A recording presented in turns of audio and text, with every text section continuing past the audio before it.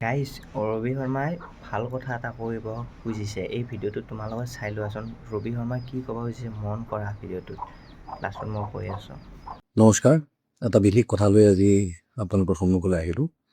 নোকোৱাকৈ থাকিব পৰা নাই, সেইকাৰণে ভাবিছোঁ আপোনালোকক জানিবলৈ দিওঁ মই কি ভাবোঁ। আজি 20-22টা দিনৰ পৰা গোটেই ইনচিডেণ্টবিলাক দেখি আছোঁ নেশ্যনেল লেভেলত কি হৈ আছে। তাত আমি যেতিয়া দেখিছোঁ যে ষ্টুডেণ্টছখিনিৰ কথা আহি গ'ল, তেওঁলোকে হাংগাৰ ষ্ট্ৰাইকত বহিলে, তো মই ভাবোঁ যে চৰকাৰে সেইখিনি সময়তেই এই কথাবোৰ সমাধান কৰিব পাৰিলেহেঁতেন। আলোচনাত বহি তেতিয়াই সমাধান কৰিব পাৰিলেহেঁতেন, কিন্তু তেওঁলোকে নকৰিলে। মই এইখিনি কথা আজি এজন অভিনেতা হিচাপে কৈ থকা নাই, মই এইখিনি কথা কৈছোঁ এজন পিতৃ হিচাপে, এজন নাগৰিক হিচাপে, যিয়ে ভৱিষ্যত প্ৰজন্মৰ কথা চিন্তা কৰি আছোঁ, যিয়ে ভৱিষ্যত প্ৰজন্মৰ কি হ'ব, তেওঁলোকৰ ফিউচাৰটো যাতে নষ্ট নহয়, সেই প্ৰতি লক্ষ্য ৰাখি আজি মই এইখিনি কথা আপোনালোকৰ আগত কৈছোঁ। তো বিভিন্ন ধৰণৰ ঘটনা ঘটি থাকিব, আন্দোলন হৈ থাকিব, তাত নেৰেটিভছ ওলাই থাকিব। কোনোবাই ক'ব যে তেওঁলোকে খুব ভায়লেণ্ট পদ্ধতিৰে তেওঁলোকে প্ৰটেষ্ট কৰিছিলে, এগ্ৰেশ্যন আছিলে। বহুতে ক'ব তেওঁলোকৰ ফাণ্ডিং বাহিৰৰ পৰা হৈছে, বহুতে ক'ব যে এইটো পলিটিকেল মটিভ আছে, কিবা আছে, অমুক চমুক চব হৈ থাকিব। কিন্তু আমি নাগৰিক হিচাপে বা অভিভাৱক হিচাপে বা মাক বাপেক হিচাপে এই 20-22টা ষ্টুডেণ্টে যে চৰম সিদ্ধান্ত ল'বলগীয়া হ'ল, তেওঁলোকে যে ছুইচাইড কৰিবলগীয়া হ'ল, এই কথাটো সঁচা, এইটো ফেক্টটো আমি মাৰিবই লাগিব। এইটো হৈছে, তেওঁলোক শংকিত হৈছে যে তেওঁলোকৰ ফিউচাৰ ইজ এট ষ্টেক, তেওঁলোকৰ ফিউচাৰটো বেয়া হৈ গৈ আছে, তেওঁলোকৰ একাউণ্টেবিলিটি লাগে।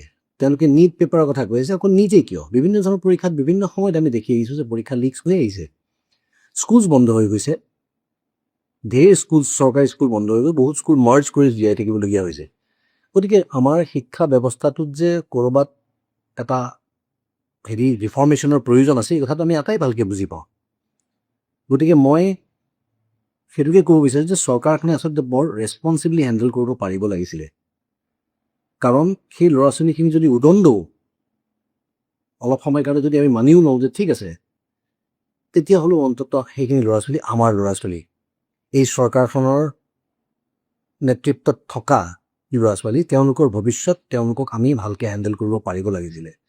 কিন্তু যিটো বৰ্বৰতাৰে তেওঁলোকৰ ওপৰত পুলিচৰ লাঠিচালনা চলি, যিটো ধৰণে তেওঁলোকৰ ওপৰত হাত দিয়া হ'ল, এই কথাটো কিন্তু মই খুব বেয়া পাইছোঁ, আৰু মই সাংঘাতিক দুখ পাইছোঁ আৰু সাংঘাতিক বেয়া পাইছোঁ। গতিকে চৰকাৰখন ইন ফিউচাৰ এই কথাবিলাক লৈ অলপ সজাগ হওক, যে ল'ৰা ছোৱালীৰ ভৱিষ্যতক লৈ হেতালি নেখেলিব। আপোনালোকে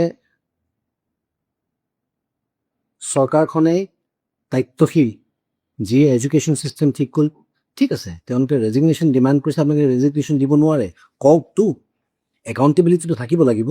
আপোনালোকেতো মীমাংসাত বহিব লাগিব, কথা পাতিব লাগিব, আপোনালোকে ক'ব লাগিব যে আমি এইটো কাৰণে কৰা নাই, তাৰ সমাধান আপোনালোকে কি সেইটো দিব লাগে। কিন্তু সেই সুযোগটো আপোনালোকে নল'লে।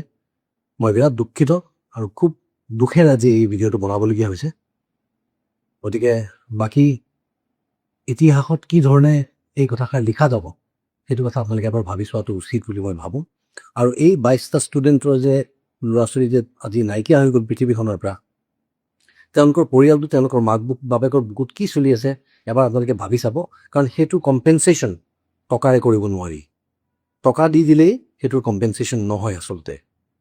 গতিকে আই উইচ আপোনালোকে আৰু অলপমান ৰেছপনচিবলি হেণ্ডেল কৰিলেহেঁতেন, কিন্তু আপোনালোকে নকৰিলে। এতিয়া কোনে জানে কাইলৈ সমস্যা আৰু বাঢ়িব, কাইলৈ যদি আৰু ডাঙৰ ডাঙৰ ঘটনা ঘটে, কাইলৈ যদি আৰু ডাঙৰ ডাঙৰ আমি যদি আৰু কেইবাটা ল'ৰা ছোৱালী প্ৰাণ হেৰুৱাবলগীয়া হয়, ল'ৰা ছোৱালী, তেতিয়াহ'লে কি হ'ব। গতিকে I am deeply saddened and I am very sorry যে মই এই কথাটোক আপোনালোকৰ এই গোটেই যিটো ধৰণে আপোনালোকে হেণ্ডেল কৰিলে পদ্ধতিটো মোৰ ভাল নালাগিল। ধন্যবাদ।